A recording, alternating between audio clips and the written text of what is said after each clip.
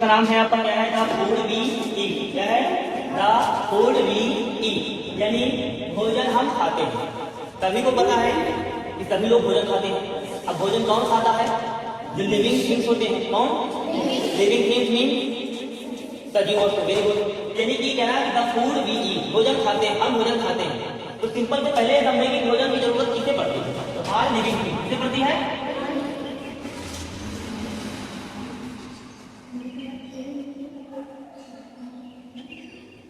All living things means सभी सजीव वस्तुएं।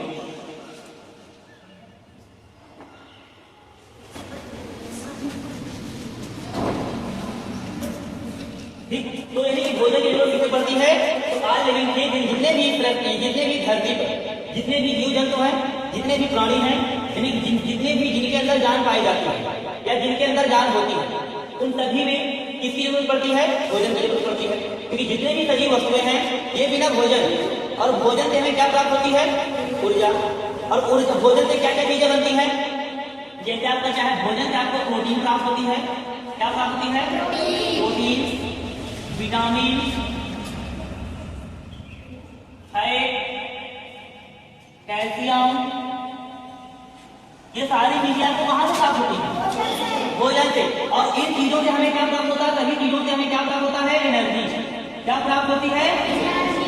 एनर्जी, यानी ऊर्जा। तो अब ये ऊर्जा की जरूरत क्यों पड़ती है?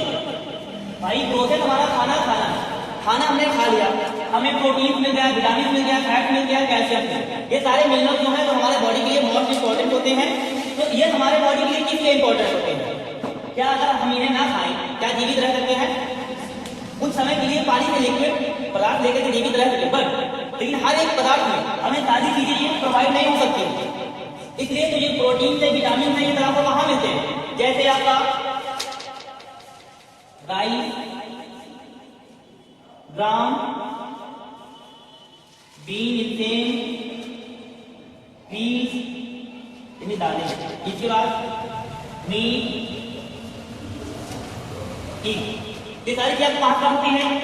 चावल है, गेहूं है, हरी सब्जियां हैं यानी ग्रीन वेजिटेबल्स हैं, इसके बाद पीस यानी दालें हैं, मीट यानी मांस है, ईट यानी अंडे हैं। ये सारे हमारे खाद्य पदार्थ हैं जिनको हम अपने डेली के रूटीन में यूज करते हैं। और एक आपका पनीर हो गया, यानी हम बोलते हैं चीज मीट होता है, पनीर का टुकड़ा या पनीर। ओके, ये आपको कहां से प्राप्त होती है? प्रोटीन से। आपको ये प्रोटीन आपको कहां प्राप्त होगी?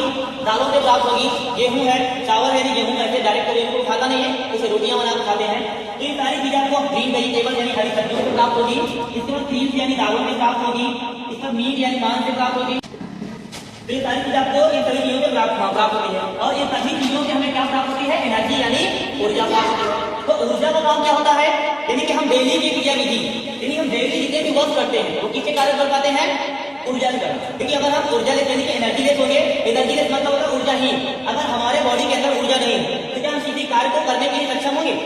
नो, क्योंकि जब तक हमारे शरीर के अंदर एनर्जी नहीं होगी तब तक हम किसी कार्य को करने के लिए सक्षम बिल्कुल नहीं, हम किसी भी कार्य को नहीं करते। अब जैसे सपोज दैट है एग्जांपल, वैसे जैसे मान लीजिए हमारे पास क्या है? गाड़ी है। क्या है? इलेक्ट्रॉनिक गाड़ी है। क्या है? Electronic vehicle. ठीक है, अब इसमें जैसे मान लो ये हमारी कोई गाड़ी है। ओके, ये हमारी कोई व्हीकल्स है, सपोज दैट मान लीजिए हमारी गाड़ी है। ठीक है, अब इसे चलने के लिए किसकी जरूरत होती है? ईंधन। किसकी? ईंधन। और ईंधन इसका क्या होता है? फूड। क्या होता है?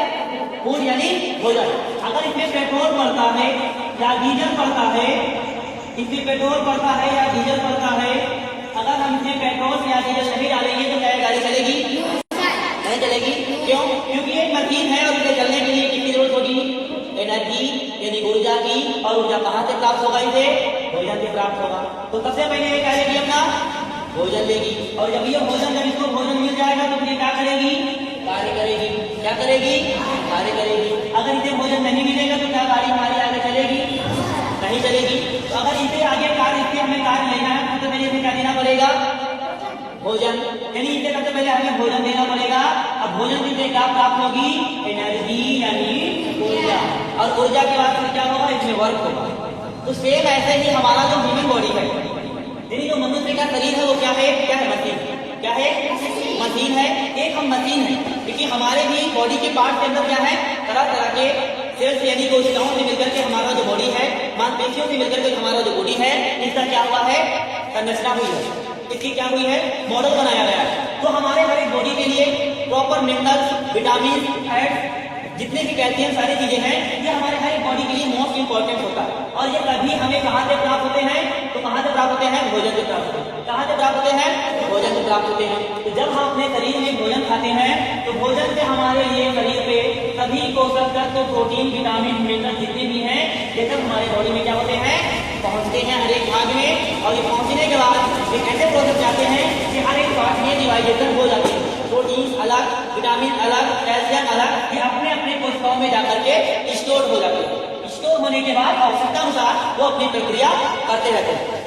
तो सीधी भाषा में हम कह सकते हैं कि जो भोजन है, यानी कि सभी सजीव वस्तुओं को भोजन की आवश्यकता होती है। और भोजन की आवश्यकता क्यों होती है कि सभी सजीव वस्तुओं को कहीं ना कहीं कार्य करना पड़ता है। और जब तक ये कार्य तभी करेंगे जब इन्हें भोजन मिलेगी और भोजन से इन्हें ऊर्जा मिलेगी। तो मोस्ट इंपॉर्टेंट पार्ट है कि भोजन यानी कि हम ये सब चीज यानी भोजन जब खाएंगे तो हमें किससे क्या प्राप्त होगी, एनर्जी प्राप्त होगी।